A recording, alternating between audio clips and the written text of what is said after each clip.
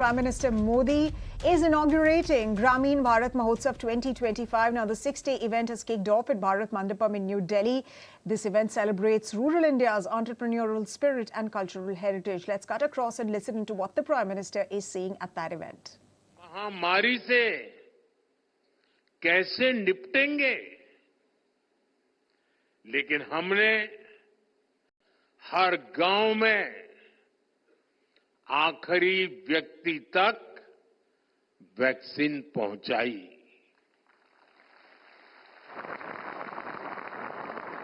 साथियों, ग्रामीण अर्थव्यवस्था की मजबूती के लिए बहुत आवश्यक है कि गांव में हर वर्ग को ध्यान में रखते हुए आर्थिक नीतियां बने। मुझे खुशी है कि पिछले 10 साल में हमारी सरकार ने गांव के हर वर्ग के लिए विशेष नीतियां बनाई हैं, निर्णय लिए हैं। 2-3 दिन पहले ही कैबिनेट ने पीएम फसल बीमा योजना को 1 वर्ष अधिक तक जारी रखने की मंजूरी दे दी।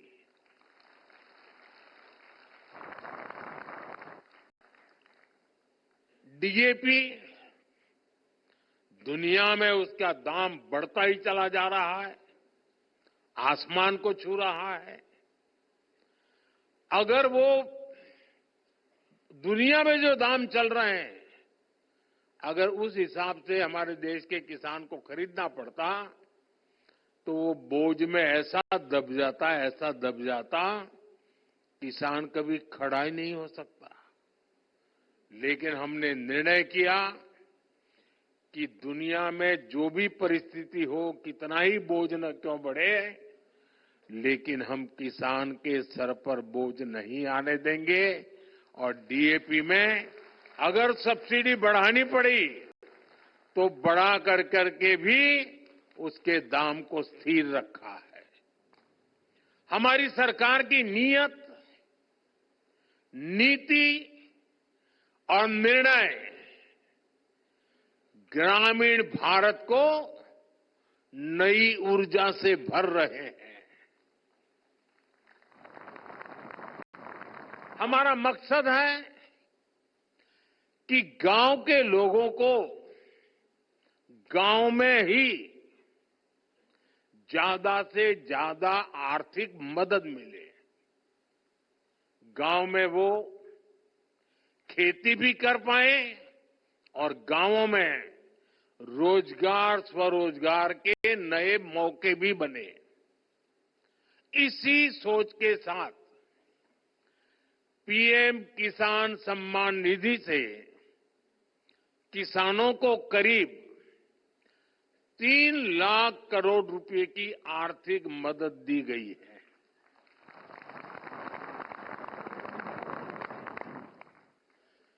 पिछले 10 वर्षों में कृषि लोन की राशि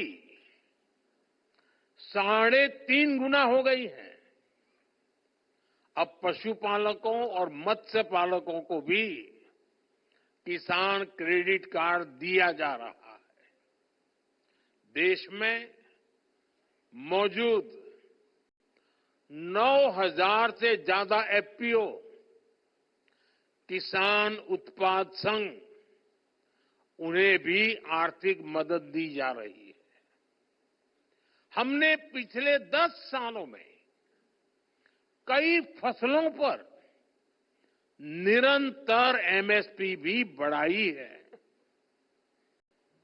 साथियों, हमने स्वामित्व योजना जैसे अभियान भी शुरू किए हैं, जिनके जरिए गांव के लोगों को प्रॉपर्टी के पेपर्स मिल रहे हैं। पिछले 10 वर्षों में एमएसएमई को भी बढ़ावा देने वाली कई नीतियां लागू की गई हैं। उन्हें क्रेडिट लिंक गारंटी स्कीम का लाभ दिया गया है। इसका फायदा 1 करोड़ से ज्यादा ग्रामीण एमएसएमईज को भी मिला है। आज गांव के युवाओं को मुद्रा योजना, startup India, stand up India जैसी योजनाओं से ज्यादा मदद मिल रही है। साथियों, गांवों की तस्वीर बदलने में कोऑपरेटिव्स का बहुत बड़ा योगदान रहा है। आज भारत सहकार से समृद्धि का रास्ता तय करने में जुटा है। इसी उद्देश्य से 2021 में अलग से नया सहकारिता मंत्रालय का गठन किया गया। देश के करीब 70,000 पैक्स को कंप्यूटराइज भी किया जा रहा है। मकसद यही है कि किसानों को, गांव के लोगों को अपने उत्पादों का बेहतर मूल्य मिले, ग्रामीण अर्थव्यवस्था मजबूत हो। साथियों, कृषि के अलावा भी हमारे गांव में अलग अलग तरह की पारंपरिक कला और कौशल से जुड़े हुए कितने ही लोग काम करते हैं। अब जैसे लोहार है, सुथार है, कुम्हार है, ये सब काम करने वाले ज्यादातर लोग गांव में ही रहते हुए आए। रूरल इकोनॉमी और लोकल इकोनॉमी में इनका बहुत बड़ा कंट्रीब्यूशन रहा है। लेकिन पहले इनकी भी लगातार उपेक्षा हुई। अब हम उन्हें नई स्किल उसमें ट्रेन करने के लिए, नए उत्पाद तैयार करने में लिए, उनका सामर्थ्य बढ़ाने के लिए, सस्ती दरों पर मदद देने के लिए विश्वकर्मा योजना चला रहे हैं। ये योजना देश के लाखों विश्वकर्मा साथियों को आगे बढ़ने का मौका दे रही है। साथियों, जब इरादे नेक होते हैं, नतीजे भी संतोष देने वाले होते हैं।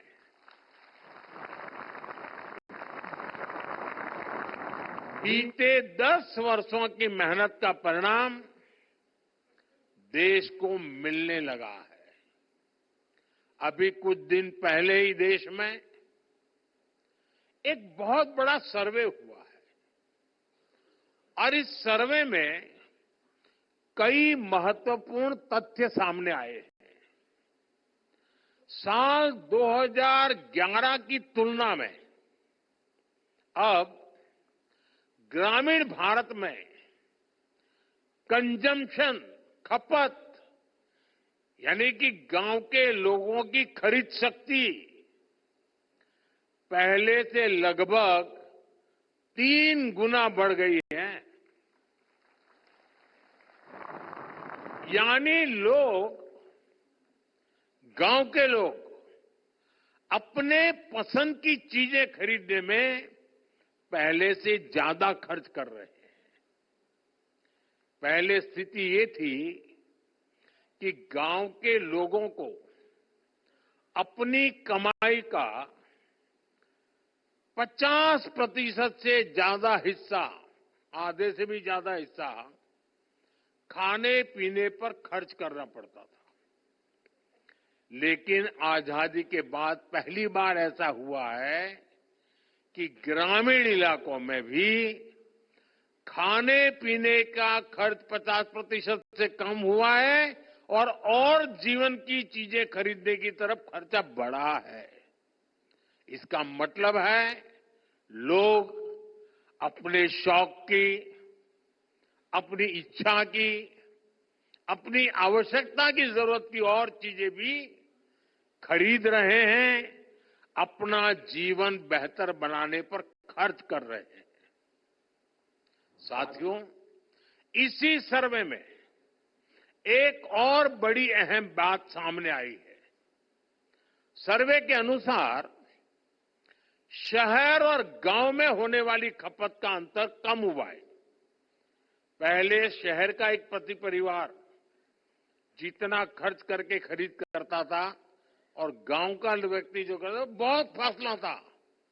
अब धीरे धीरे गांव वाला भी शहर वालों की बराबरी करने में लग गया है। हमारे निरंतर प्रयासों से अब गांव और शहरों का ये अंतर भी कम हो जा रहा है। ग्रामीण भारत में सफलता की ऐसी अनेक गाथाएं हैं जो हमें प्रेरित करती है। साथियों, आज जब मैं इन सफलताओं को देखता हूं तो ये भी सोचता हूं कि ये सारे काम पहले की सरकारों के समय भी तो हो सकते थे। मोदी का इंतजार करना पड़ा क्या?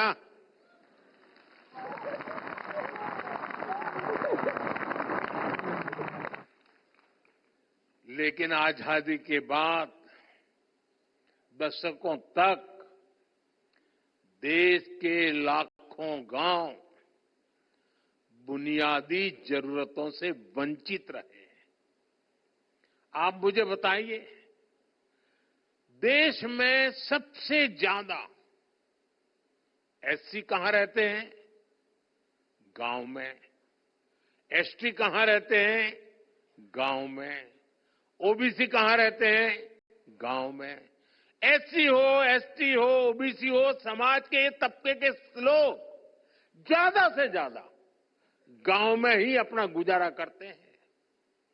पहले की सरकारों ने इन सभी की आवश्यकताओं की तरफ ध्यान नहीं दिया। गांव से पलायन होता रहा, गरीबी बढ़ती रही, गांव शहर की खाई भी बढ़ती रही। मैं आपको एक और उदाहरण देता हूं।